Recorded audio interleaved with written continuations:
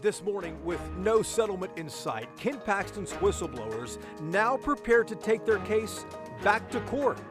This morning, the first in-depth interview with whistleblower Mark Penley. Texas lawmakers likely return to Austin this month to again vote on school vouchers. Educators, though, right now are pushing back on the politics of it. But when you hear the governor threatening people, then shouldn't we all ask ourselves, well, if it's such a great idea, why are threats even necessary? Dallas ISD Superintendent Stephanie Elizalde takes our questions. A federal judge ruled the state's new law banning children at drag shows is unconstitutional. What the bill's author, State Senator Brian Hughes, plans to do now.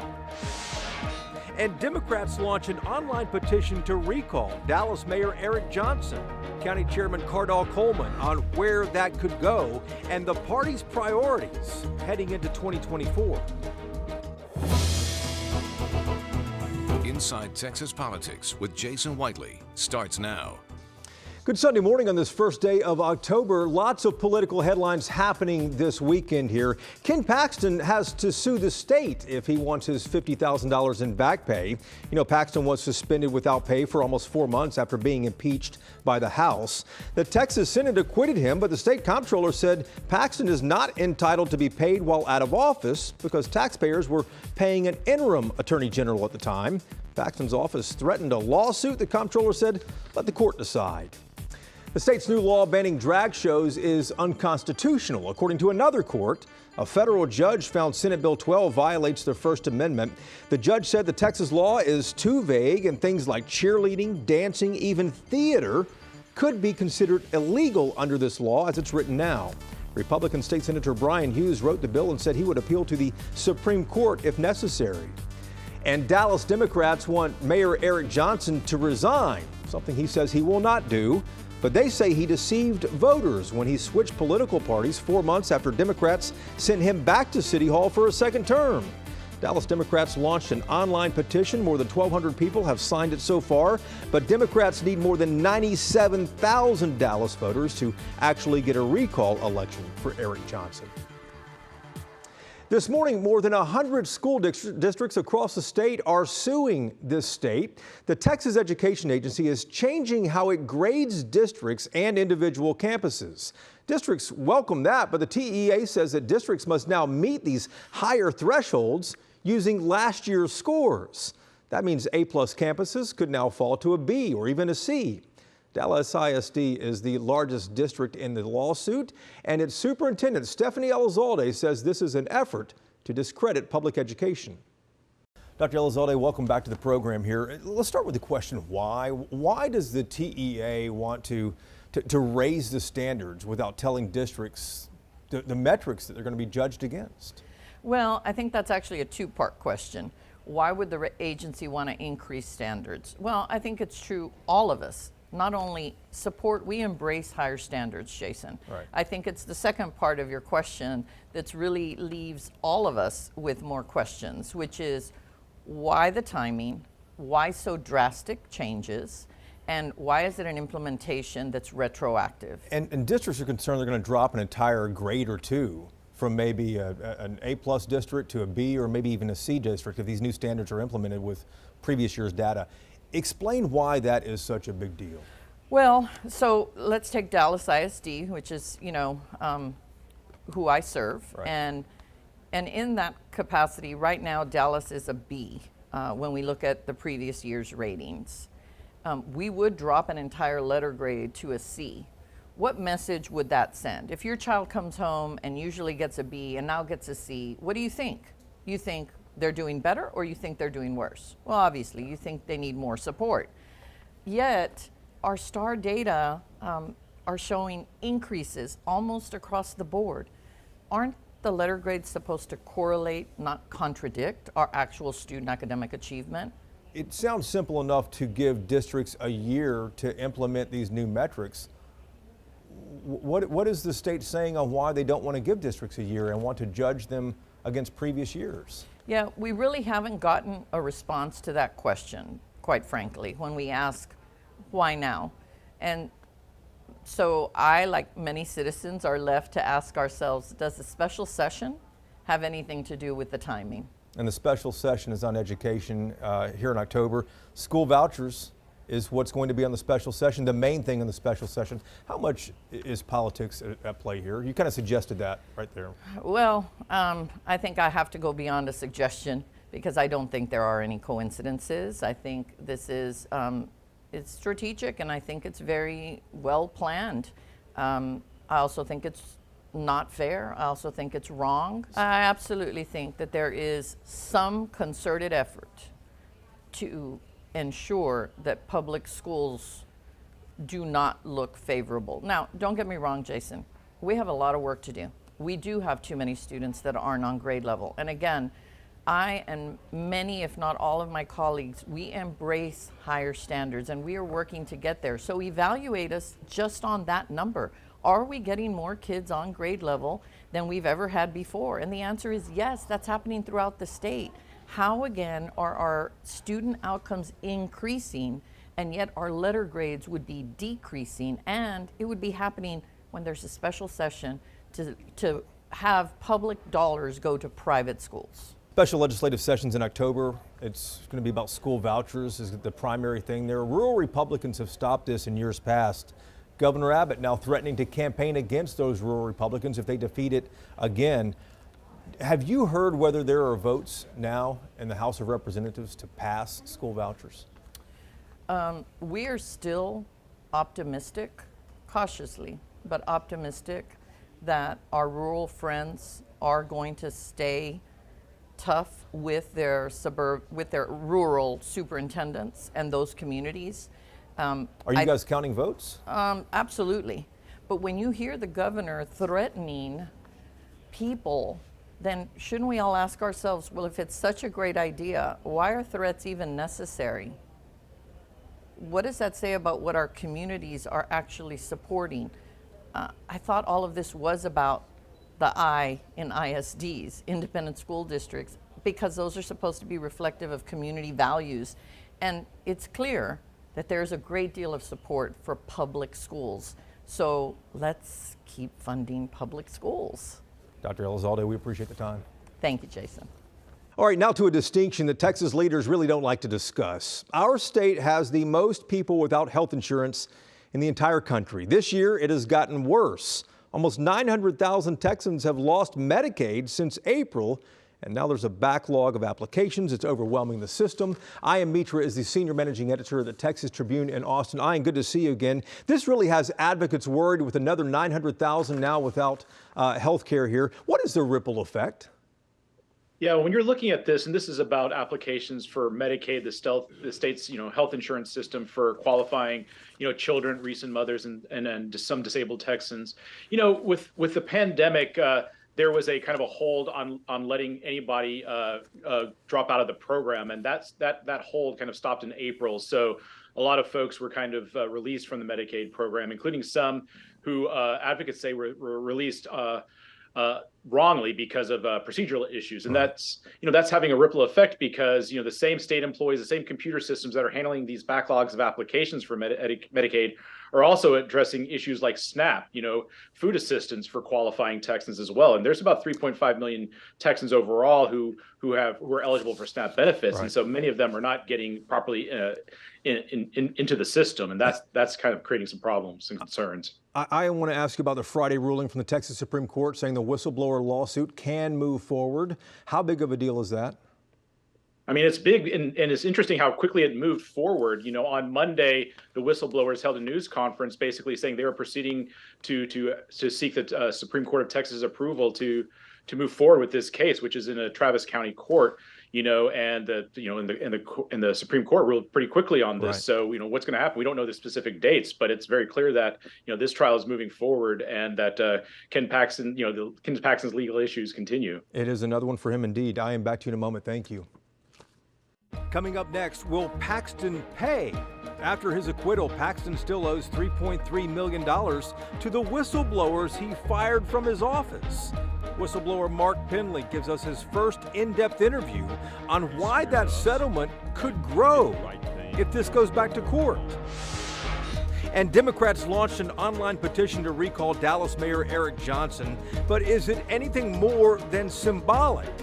County Chairman Kardal Coleman on the program with us. Inside Texas Politics, back in just a moment. Welcome back to Inside Texas Politics. Dallas Democrats started an online petition to recall Mayor Eric Johnson. He switched parties last week and became a Republican.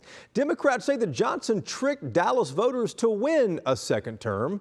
Kardal Coleman is the new chairman of the Dallas County Democrats, the youngest person to lead the county party, and the first black man elected to this top spot. Kardal, welcome back to the program here. Mayor Eric Johnson made all the waves last week when he announced his big switch to the Republican Party. Was that a surprise to anyone in the Democratic Party? Not necessarily surprised, but definitely disappointed. Democrats have obviously asked him to resign. The party started an online petition. I believe as of this interview, 1,300 names are on that and electronic signatures are on that. But you need 97,000 or so to actually spark a recall election. Is this just symbolic? Well, it's a response to the voters, right? We've heard an outcry from voters here in Dallas County, specifically in the city of Dallas, who elects the mayor. So we've wanted to be responsive to the voters and be not only responsive, but be responsible to them as well. You said an outcry. What have you heard? Well, we've had a number of calls, emails, even on our social media platforms. We've received an influx of concerns about this just behavior, and so we want to make sure that we're responsible to the voters of the city of Dallas. But as far as an actual recall election, do you see that actually happening? Well, that's a voter decision. You know, that entire process is hinging on the residents of Dallas and also the voters to be able to power that through. But would the county go out there and actively recruit signatures and get signatures on these petitions, like at grocery stores or places like that? Well, I mean, we've already started a mobilizing effort. That's what the county party does, right? We organize, we mobilize. There have been several calls from allied organizations and from other individuals across the city and across the state who want to see action be taken. So we're trying to be responsible with our actions and be responsible to the voters. At 33, you are the youngest chairman that I know of for the Dallas County Democratic Party. I didn't realize you're also the first black chairman of the Democratic Party? That's correct. What does this say about the energy, the youth vote, and the direction of the party? It speaks to the future of the Democratic Party, specifically here in Texas and in Dallas County. Right? We are diverse. Diversity, equity, and inclusion is just not a tagline, but it's something that we embody. There is space for those who have not felt included, those who felt locked out. There is space for black men in this party as well. So I wanted to make sure that we kind of highlight that and keep that at the forefront. We are not only just myself, but our entire staff and leadership is diverse and young as well. I think we round out at about the age 30 as far as our leadership. And so it's reflective, even our candidates we see as we move into 2024, our candidates are getting younger, more vibrant, more energy. They're taking social media by storm, TikTok. And so we're excited to see that more candidates and party leadership that's reflective of the electorate. 2024 is coming up. The voter outreach campaign, the GOTV, is the biggest challenge for any party. How are you going to get out the vote in 24? Well, we're already doing that, right? We call this year not an off cycle or an off year. It's an organizing and mobilizing year. So we're already started in 2023. This is Hispanic Heritage Month, and we'll be having celebrations for that right in the community. Not only is it Hispanic Heritage Month, this month is National Voter Registration Month. So we'll be out all throughout the county, making sure that we're meeting voters exactly where they are, speaking to them in their language, and making sure that we're connecting with people, letting them know that the party is active, it's youthful, it's vibrant, and we're ready to work. I'm going to put you on the spot here. You've been in office a little more than 100 days. How many new voters have you signed up? We've signed up hundreds. 100 so far? 100 so far. All right, Kardal, thanks so much. Thank you so much. The state employees that Attorney General Ken Paxton fired for blowing the whistle on him say they are not going away. They say if neither the state nor Paxton will pay the $3.3 million settlement they reached, then the whistleblowers say they will go to trial. Mark Penley is one of those 8 whistleblowers, and he gave his first in-depth interview ever about what happened in this case on this week's episode of Y'all-itics. We didn't want to have to go to the FBI. Ken Paxton left us no choice. We either sat there and watched him break the law and became complicit in it, and he pressured me to sign off on the approval memo to hire Kamek, and I told him, You're about to interfere in a federal investigation. That's criminal conduct. You could be charged with obstruction of justice. I told him that in McKinney on September 26. Plus, I told him he was setting himself up to be charged for bribery because of all the things he was doing for Nate Paul, given their relationship. And I didn't even know their entire relationship at that time. I know much more now.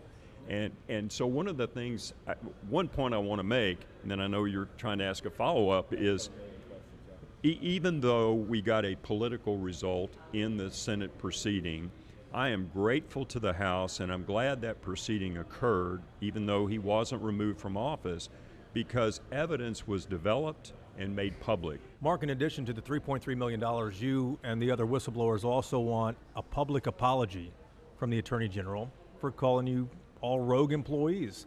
Why is that so important? He smeared us, and we did the right thing. He was the one doing the wrong thing, and we want him to apologize for it. We want him to admit it. I wake up at 2 or 3 a.m. many a night thinking about this case. It's hard to turn that switch off because this is an intense thing to go through. Mark, considering all that, do you ever have regrets? I should have just shut up and let somebody dig their own hole? You know what? Then I got to look at myself in the mirror every day and know I did the wrong thing. And it's too late to go back and change it. And I don't want to live that way. And the other 7 didn't either. And we all took our public duty seriously. We all took an oath to uphold the Constitution and the law when we took those jobs. If the House of Representatives does not approve the $3.3 million settlement, and this does go back to a Travis County court, what are the chances Ken Paxton might pay that himself just to be rid of another legal issue? Is that allowable, first of all? And second, what are the chances of it? I don't know any reason it's not allowable, right? I mean, if the money is paid to satisfy a settlement, then I think it could be done. I tend to think something like that might happen. I can say one thing that I think is almost certain. Ken Paxton's never going to take a witness stand, ever, ever, ever. Whistleblower Mark Penley has 2 words for Ken Paxton. Penley takes us inside this political scandal on this week's episode of Y'all-itics. And the situation is really far from over with this case. This episode's ready to download right now, or search for Y'all-itics on YouTube to watch the interview. When we come back here this morning, could the Paxton impeachment be the primary issue when it comes to choosing the next Speaker of the House of Representatives? The Roundtable ready for that one. Back in a moment. All right, time now for Reporters Roundtable to put the headlines in perspective. I am Mitra, back with us from the Texas Tribune in Austin. Bud Kennedy is here, a columnist at the Fort Worth Star-Telegram, and Bernadine Steptoe, political producer at WFAA in Dallas. Let's start with you. Could the Paxton impeachment be a deciding factor when the House of Representatives elects its next speaker in a year and a half from now? Well, we're certainly going to be looking at the primaries in 2024, particularly the Republican primaries, because this is going to be a central issue in a lot of that, too. And in 2025, when the next regular session comes up, John Smithy, a longtime state representative from Amarillo who spoke very passionately against the impeachment at the end of the regular session, has been floated as a name. And I think that's going to continue as folks just kind of debate. This continues to be a very strong issue that divides a lot of Republicans. So it's not going to go away in the primary, possibly not even in the regular session in a couple of years. But a long time to go. But does Smithy stand a chance? Well, he ran for Speaker in 2009. Joe Straus was reelected because Joe Straus was able to support all of his voters and get them all reelected in the House. He had been installed as Speaker by only 11 Republican votes when they overthrew Tom Craddock. But, it's always the moderate side that gets some Democratic support that wins the speakership. It's never the small Republican faction. Bernadine, do you see Dade Phelan's job as Speaker in jeopardy? I don't. And I think that it's going to matter more as if he wants that job. Because keep in mind, the entire House votes on the Speaker. And I don't think that Phelan would have taken the action that he took concerning Paxton if he didn't have the majority of the votes.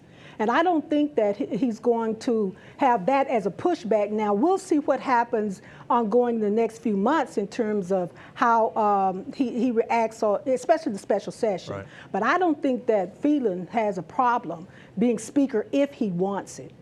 Bud, let's talk about the two presidential debates, two Republican presidential debates we have watched so far. Donald Trump, a no-show at both of these. He doesn't have to show up. He's so far ahead in the polls. And that leads to the question, can anyone else catch him, even with all this, primetime TV time? You know, I don't know if anyone can catch him in these March primaries like Texas's, but what happens in March doesn't always have any effect on what will happen in July in Milwaukee. There are a lot of people talking about Glenn Youngkin, whether he would get into the race. I see there's going to be a meeting in Dallas to see, who's going to be the second banana right now, whether it's Ron DeSantis or Nikki Haley. Glenn Youngkin's an outside shot. If SMU could get to the ACC, he's from SMU. Maybe SMU can get him into the presidential race. And Glenn Youngkin, of course, the governor of Virginia. I believe he went to Rice. His wife went to SMU. I believe is what I read. Bernadine, do you think Youngkin stands a chance? Anyone besides Trump? Could they get a hold of the base? Not at this point in the election. Right. It appears as if former President Trump is going to be their nominee. There's no one yet has shown that they could override what Trump has. So Republicans are probably getting ready to accept the fact that Trump will be their nominee. That's a big prediction. And final word here this morning. It's hard to argue with what Bernadine's saying. Certainly Trump has all the momentum and gets all the attention. Although you got to appreciate Glenn Youngkin's approach too. It's like he's trying to, he's not getting too much of the attention from anybody right now, and could swoop in as like a compromise candidate. But it's hard to see anything kind of pushing through with Trump. Good deal, guys. Thanks so much. I am Bud Bernadine. We appreciate it. Thank you for watching as always as well. We're back next Sunday to take you inside Texas politics. Hope you have a great weekend.